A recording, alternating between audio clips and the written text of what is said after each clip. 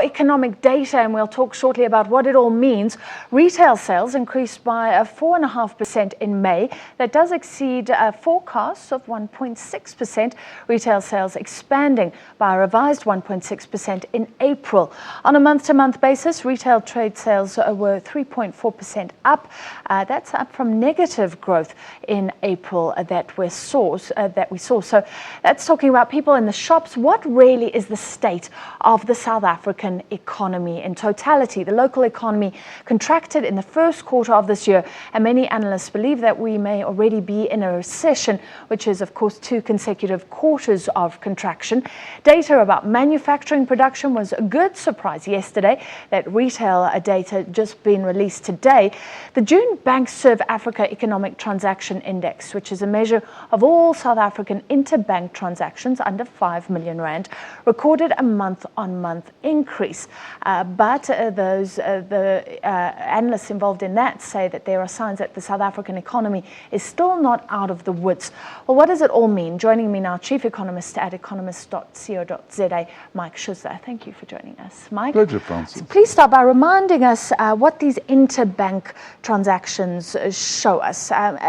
Is this a litmus test of economic activity, I guess? Yes, it is basically economic activity for which people pay for. And it says to us that at this moment in time, they're up slightly.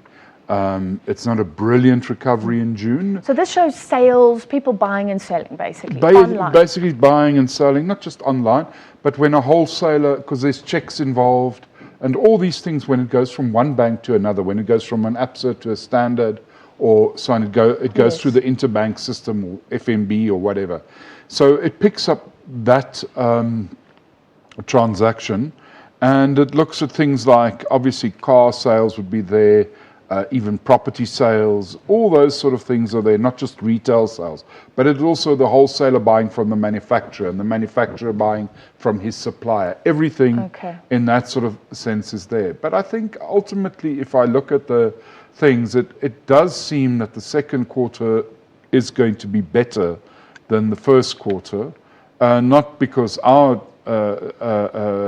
index shows that. I think ours is a little bit weaker than it was in the first quarter. But I think if you look at the retail sales now and the manufacturing numbers that are coming out now, April was bad for retail. But when people got their salary increases at the end of April, they seem to have gone and spent quite quickly in May. And the manufacturing seems to be bouncing back slightly on the weaker rand, which is good news. We needed that.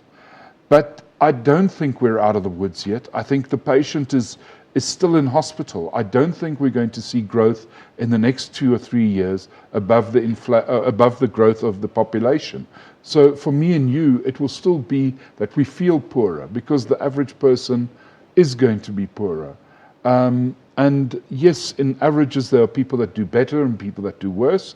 But ultimately, at this moment in time, the economy is, let's say, plodding along, but it's not stagnating.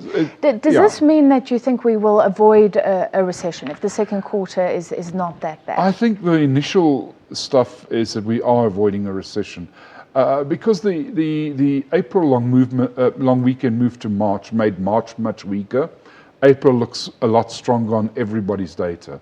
The fact that there are some May surprises like manufacturing and retail coming through, although our Bankserv data was a lot weaker in May, but we bounced back again in June. So ultimately it does look like the quarter as such will be a growth quarter. And it might even be 1 or 2% growth.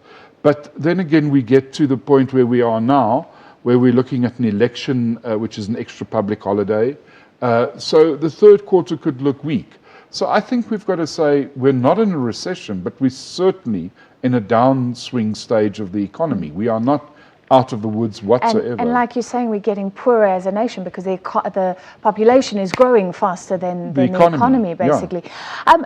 That manufacturing data, it's so interesting to me because from the beginning of time, we've wanted an export-led growth economy. We want to make more things, sell more things, to the world. There's this whole debate over whether the weak rand helps or not.